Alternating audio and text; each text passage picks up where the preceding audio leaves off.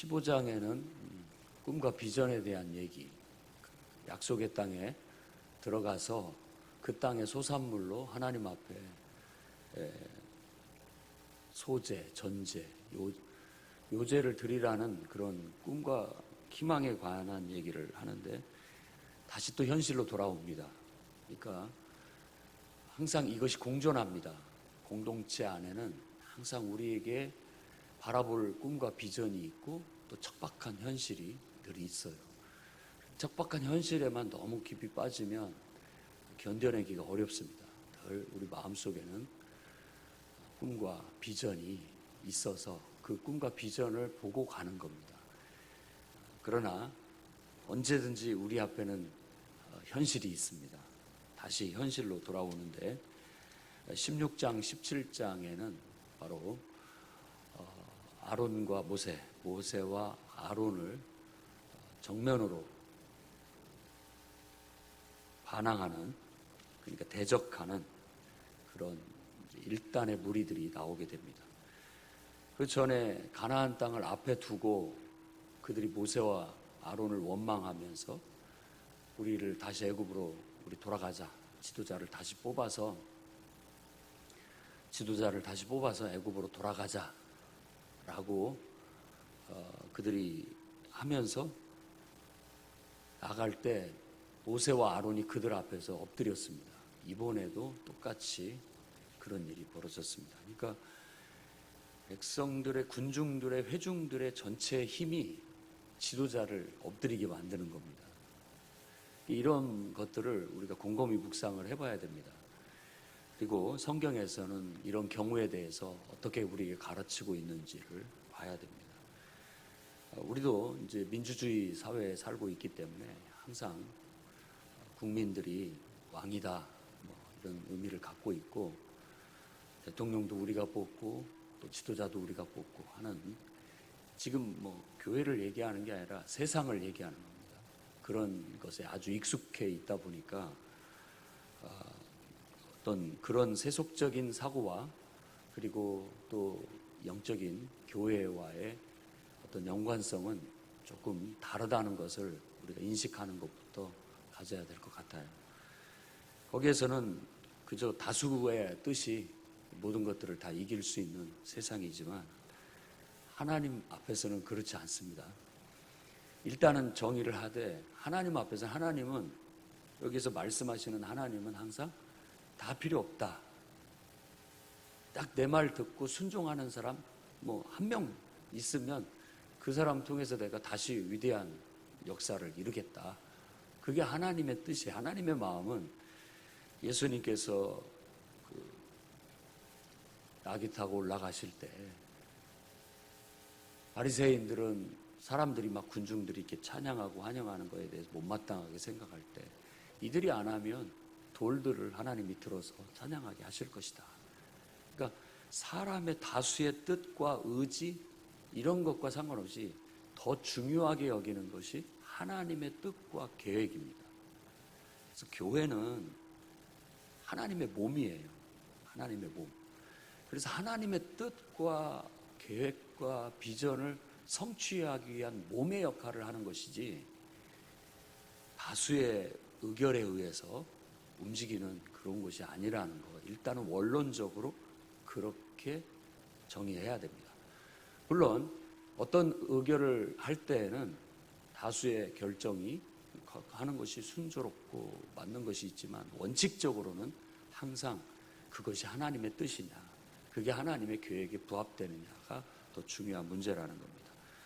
오늘 모세를 통해서 하나님께서 일하시는 하나님의 뜻과 계획에 정면으로 반대하는데, 이건 하나님을 반대하는 모양새는 아닙니다. 모세를 반대하는 거예요. 모세와 아론. 그래서 레위 지파 사람 고라와 그 다음에 르우벤 지파 장자였죠. 르우벤 지파 다단과 아비람, 그리고 온이라고 하는 이 네 사람이 서로 뜻을 모아서 당을 만들고 지휘관 250명을 포섭해서 250명과 함께 뜻을 같이 하게 됐습니다. 그래서 정면으로 모세라고 하는 지도부를 거스립니다. 왜 네 맘대로 하느냐라는 겁니다. 그러면서 여기서 하는 말은 굉장히, 그러니까 언제든지 논리로는 틀린 말을 하지 않습니다. 맞는 말인 것 같이 우리에게 들려지게 됩니다.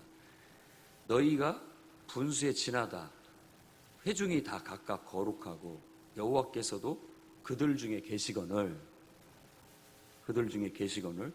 너희가 어찌하여 여호와의 총회 위에 스스로 높이느냐. 이 말은 모든 회중 한 사람 한 사람들이 다 하나님의 백성이고 다 존귀하고 거룩한 사람들 아니냐. 근데 누가 너희를 이렇게 높여가지고 너희들이 이래라 저래라 지도자 역할을 하느냐라는 어떤 지도자에 대한, 지도자의 권위에 대한 부정, 그리고 왜 우리는 지도자가 못 되느냐, 뭐 이런 식의 이야기입니다. 근데 이 말은 그냥 이 상황을 떠나서 들으면 틀린 말은 아닙니다. 그런데 이 아름다운 말을 자기들을 두둔하기 위해서 쓰고 있다라는 거예요. 그러니까 다시 얘기한다면 왜 아론의 후손만 제사장이 되느냐.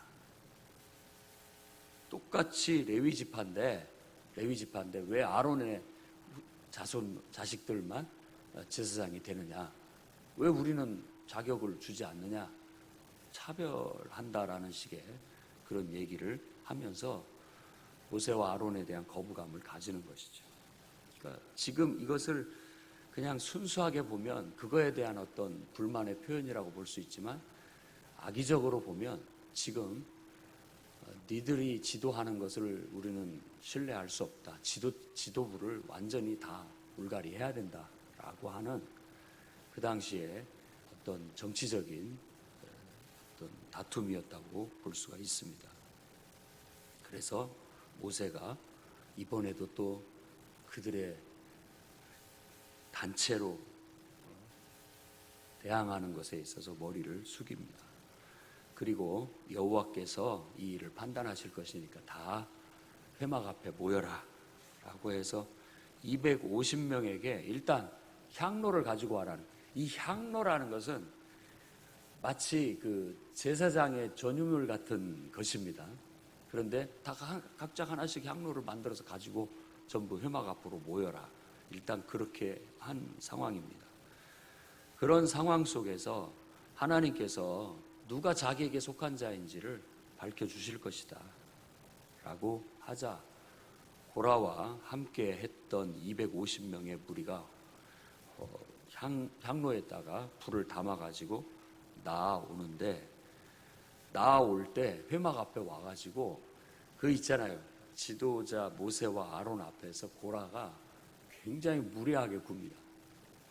이 말씀을 묵상을 해보면 알겠지만 굉장히 무례하게 굴면서, 말하자면 이게 지도자를 없인 여기면서 너희들 없어도 내가 지도자가 돼서 할 수 있다라고 얘기를 하고, 더 나아가서는 너희가 젖과 꿀이 흐르는 땅에서 우리를 끌어내서 이 광야에서 우리를 죽이려고 하느냐. 너희들이 지도해 나가고 있는 이 지금 하는 행실들이 다 잘못하고 있다라는 거예요. 그리고 우리한테 젖과 꿀이 흐르는 땅으로 데려다 준다고 하더니만 지금 봐라 이게 뭐가 이루어진 게 있느냐. 예를 든다면 지도부들을 전부 사퇴해라 라고 나오는 그런 상황이라고 볼 수 있습니다. 그러면서 네가 이 사람들의 눈을 빼려느냐, 우리가 올라가지 않겠다. 이 말은 눈을 뺀다는 건 옛날에 이 사람들이 유목민들 풍습이죠. 지금도 베두인족 같은 경우는 그럴 수 있는데 사람을 이렇게 납치해 옵니다. 그러면은 이 눈을 바늘로 찔러요. 이 눈을 실명하게 해서 도망을 못 가게 한다라는 거예요. 완전 평생 집에서 내 노예로 부리겠다라는 그런 어떤 의미인 것입니다. 그런 의미로 말하는 거예요. 그러니까 너희가 평생 우리들을 종부리듯 하려느냐, 이렇게 얘기를 하는 거예요. 그러니까 얘네들의 말을만 들으면은 모세와 아론은 아주 폭군이에요. 폭군입니다. 그러자 모세가 15절부터 자, 한번 생각해봐라. 내가 뭐 너희들한테 노새 한 마리를 뺏기를 했느냐, 내가 너희들한테 뭘 잘못한 것이 있느냐 라고 하면서 변명을 하니까 더 험악하게 고라와 그 회중들을 다 모아가지고 그 앞에서 그런 일들을 벌이고 있는 겁니다.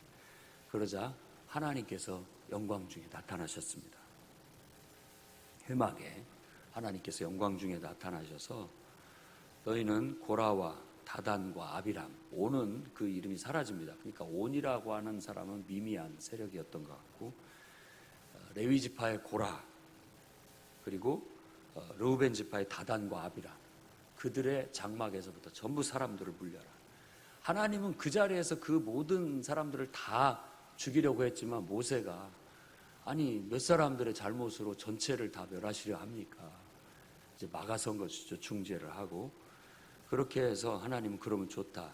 그렇게 해서 고라와 다단과 아비람의 장막에서 모두들 다 물러서라 라고 했고, 모세가 자기가 기분이 나빠가지고 이들을 쳐 죽인다고 한다면 그건 내가 하는 것이 되겠지만, 하나님께서 하나님의 재앙으로 이들이 죽게 된다면 이건 하나님의 뜻이라는 걸 알아야 된다라고 했고, 결국 그들을 다 땅이 갈라져서 땅이 입을 열어서 산채로 스올이라고 하는 것은 죽음의 세계라고 할 수 있고, 그 원래 의미는 무덤의 이미지입니다.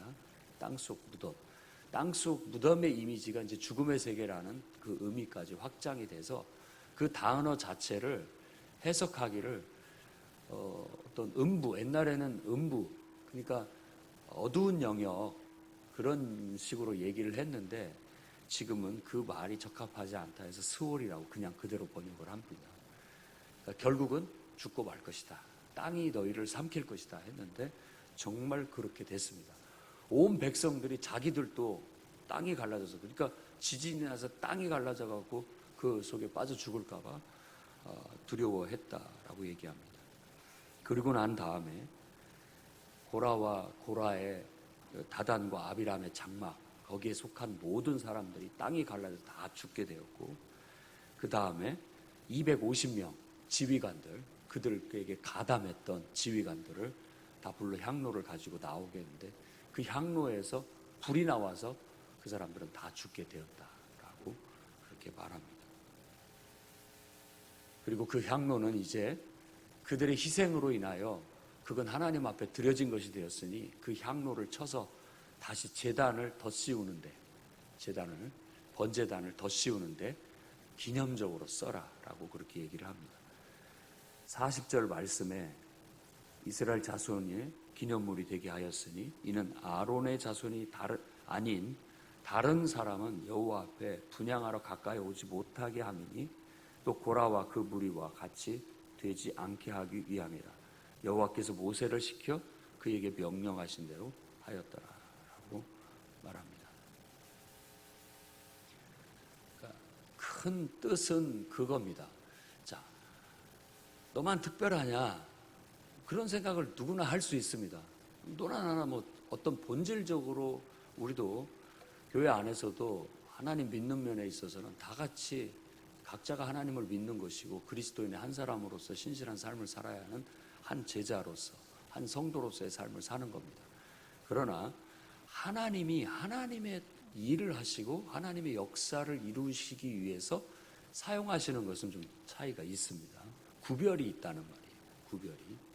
그런데 그 어떤 하나님께서 일하시는 방식과 하나님께서 하시는 일을 거스르는 것은 곧 하나님을 거스르는 것이다 라는 개념을 이 성경에서 가르치고 있습니다. 그래서 내가 지금 그냥 사람으로서, 예수님도 인자 나를 거역하면 너희가 뭐 그럴 수도 있겠지만 성령을 거스르는 자는 용서받지 못한다, 이렇게 말한 거나 똑같은 의미예요. 그러니까 인간적으로 목사인 나를 못마땅하게 생각하고 기분 나쁘게 생각하고 욕할 수는 있다 이거예요. 그러나 하나님을 향해서는 하면 안 된다라는 거예요. 하나님을 향해서. 근데 그것이 어떨 때는 혼란스럽습니다. 혼란스러워요. 그래서 하나님의 이름으로 하는 일, 또 하나님의 뜻을 위해서 하는 일, 하나님의 영광을 위해서 하는 일에 우리가 거스리게 된다면 그 사람을 거스리는 것이 아니라 곧 하나님을 거스리는 것이다 인자를 거스르는 것이 아니라 그 성령을 거스르는 것이기 때문에 이건 그냥 무서운 일이다, 쉽게 넘어갈 일이 아니다라고 그렇게 얘기합니다. 그리고 일단 이게 집단 역학이나 공동체 학에서 봤을 때에도 지금 이들은 굉장히 생성된 지가 얼마 되지가 않았고요. 공동체가 세워진 지가 얼마 안 됐어요. 하나님의 뜻이 있어서 하나님의 명령을 따라서 나아왔단 말이에요. 그래서 일단 초기 단계에 있을 때 하나님께서 그 시내 산에서 40일간 기도 속에서 나름대로 이 공동체를 조직하고 체계를 잡고 질서를 잡고 모든 것들을 이렇게 해왔는데 이제 이것들이 제대로 작동하기도 전에 그 지도부를 흔들어 가지고 이 체계를 이 체계로 가면 안 돼 하고 다시 확 뒤집어 엎는 것은 그 공동체를 파괴하는 행위입니다. 파괴하는 행위예요. 여러분들도 잘 알다시피 어떤 사람이 지도자가 되든 거의 비슷합니다. 그렇게 탁월하게 잘하는 사람이 그렇게 드뭅니다. 드물어요. 다 그 나물의 그 밥이에요. 그런데 항상 논리는 반대에 있는 사람들은 이 사람들을 끌어내야 자기가 그곳에 올라가기 때문에 논리 자체를 그렇게 펴니다. 그럼 그 사람들이 그 자리에 올라가면 똑같은 일을 합니다. 똑같이 욕먹게 되고 또 우리가 잘못 세웠다라고 생각할 만큼 그렇게 또 가게 됩니다. 그런 것에 사람한테 초점을 맞추는 세상하고 교회는 달라야 됩니다. 교회는 철저히 하나님의 뜻과 하나님의 말씀 이것을 기준으로 해서 나아가야 되고 지도자들도 하나님의 말씀과 하나님의 뜻을 쫓아가야지 군중들의 뜻을 쫓아갈 수 없습니다. 회중들의 뜻을 쫓아갈 수가 없어요. 마찬가지로 회중들도 항상 지도자를 따르지만 하나님의 뜻과 하나님의 말씀을 따르는 태도로 따라야 되는 것이지 사람을 보고 따르면 안 됩니다. 목회자나 또 지도자들에 대해서 사람을 보고 따르는 것이 아니라 하나님을 보고 따라야 돼요. 그게 지켜져야 됩니다. 그런데 이제 이것이 복합적이기 때문에 때로는 사람 때문에 실족하기도 하고 그럴 수 있죠. 그래서 지도자들은 늘 하나님의 뜻과 계획을 따라가려고 힘써야 되겠고 성도들도 목회자가 그렇게 사역할 수 있도록 기도해주고 여러분들도 따르되 사람으로서도 뭐 존경을 하지만 그분들이 하나님의 뜻과 계획을 이루어 나가는 분이기 때문에 우리가 하나님을 보고 존중하고 하나님을 보고 순종하고 따르는 것이지 다른 거 아니다. 이런 개념을 가지고 있어야 교회가 되는 겁니다. 공동체는 그렇게 해서 세워지는 거예요. 그렇지 않게 되면 이와 같은 분란이 일어나게 됩니다. 이와 같은 분란이 일어나서 아주 심란한 그런 상태가 하나님의 뜻을 이루기 위해서 일어선 사람들이 결국은 자기들끼리 뜻이 안 맞아가지고 싸우고 죽고 이런 일들이 일어나죠. 그다음에 41절부터 얘기는 그걸 보고 회중이 생각하기를 모세와 아론이 그 250명 이하 고라와 그 자손들을 다 죽였다고 생각해요. 너희들이 지도자가 이 회중들을 죽였다 이런 식으로 말을 하게 되는 겁니다. 그러니까 아직 그 믿음이라든지 신앙의 관이 형성이 되지 않았기 때문에 이렇게 생각들을 하는 겁니다. 교회 안에도 교회를 다니고 있을 뿐 믿음의 눈이 믿음의 뿌리가 깊은 믿음으로 헤아릴 줄 아는 사람들이 그렇게 그러지 못한 사람들이 있는 경우가 있습니다. 그들은 인간적으로만 봅니다. 그래서 인간적으로 교회를 생각하고 인간적으로 지도자들이 행하는 것에 대해서 평가하려고 합니다. 그런 평가에 우리는 그게 아니다. 하나님의 말씀으로 하나님의 뜻과 계획 안에서 다시 볼 수 있게 만들어줘야 할 필요가 있습니다. 그래서 하나님께서는 이들도 다 죽이겠다. 너희들이 회중에서 벗어나라. 이렇게 얘기를 합니다. 그리고 연병이 시작됩니다. 지금과 같은 전염병이죠. 전염병이 시작돼서 14,700명이 죽어 나자빠지게 되는 그런 불행한 일들이 생기게 되는 거예요. 이건 정말로 1차적으로 봤을 때 하나님께서 질병을 내려서 전염병으로 다 죽게 하신 것에 의미가 있는데, 상징적인 의미는 이런 것입니다. 이와 같이 지도자에 대한 불신과 또 반항, 부정적인 해석, 악평, 이런 것들도 전염이 됩니다. 전염이 돼요. 그래서 그런 것을 같이 소근소근 하기 시작하면 그것은 그냥 삽시간에 퍼져서 꼭 그 몸의 암덩어리처럼 결국 그렇게 돼서 그 세력이 커지게 되면 이 공동체의 생명 자체를 잃어버리게 되는 혼란을 갖게 되는 것이죠. 하나님의 뜻과 목표를 향해서 나아가자고 한 것인데 결국은 우리들 간에 뭔가가 맞지 못함으로 인해서 뜻과 계획은 온데간데 없어져 버리고 하나님은 온데간데 없어지고 우리들의 생각, 우리들의 감정 이런 것들만 막 부각돼서 서로 그거 가지고 그냥 경쟁하고 그거 가지고 서로를 죽이고 누군가는 떠나고 서로 떠나고 막 이런 속에서 결국은 다 같이 망해버리게 된다라는 거예요. 그러니까 제일 무서운 것이 연병입니다. 전염병이죠. 그래서 우리도 그런 것들을 차단시키기 위해서 지금 굉장히 신경을 쓰고 있지 않습니까? 교회 안에 나쁜 소문, 또 악한 악병들 이런 것들도 전염병 같아요. 이걸 끊어내기가 쉽지가 않습니다. 그런데 하나님은 아론을 시켜서 빨리 향로에 불을 담아 산자와 죽은 자들 사이에 서라 라고 하셨고, 그들이 산자와 죽은 자 앞에 그 향로를 두고 아론이 섰을 때 비로소 전염병이 끝났다라는 겁니다. 이 향로는 여러분이 잘 알다시피 하나님 앞에 향기롭게 올려 들어가는 향이기도 하고, 그것 자체가 계시록에도 보면 성도들의 기도라는 것을 알 수 있습니다. 이런 문제가 있을 때 정말 그런 모든 나쁜 막 소리들, 악평들, 소문들 이런 것들이 퍼지고 있을 때 그걸 끊을 수 있는 길은 기도밖에 없다고 생각합니다.